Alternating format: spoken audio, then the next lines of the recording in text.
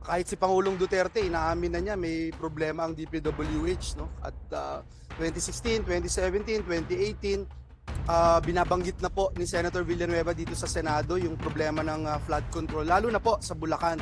And during that time, Mr. Chairman, masama ang loob natin kasi walang flood control funds ang Bulacan during that time. Laging binabaha. Halos wala na flood control funds. Noong 2023, ang laki na ng flood control funds, pero it has worsened. Mas binabaha na yung Bulacan, no? Noong 2023. And ang nakakalungkot po doon, may mga pondo na hindi namin malaman bakit doon nilagay, hindi doon yung problema. Tapos, noong 2024, dito rin po sa Senado, yung speech ko nga po noong 2023, opening remarks doon sa Committee ng Public Works. Sabi ko, the same speech na lang noong 2023, noong 2024. Kasi pareho lang, the same thing, walang nangyari.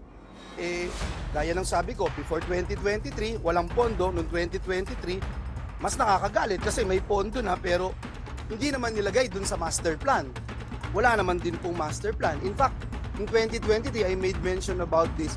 Ano ba talaga yung proseso ng DPWH? At ang sabi nila, kailangan daw ng feasibility study. In fact, they asked me to look for funds for feasibility study, Secretary. And then nag-fund po tayo noon. And it took them 2 years. 2 years, ginawa yung feasibility study. 2023, hindi naman ginamit yung pondo dun sa feasibility study. 2024, hindi pa rin. And in fact, right now, as we speak, Secretary, I don't think ginagamit po ito.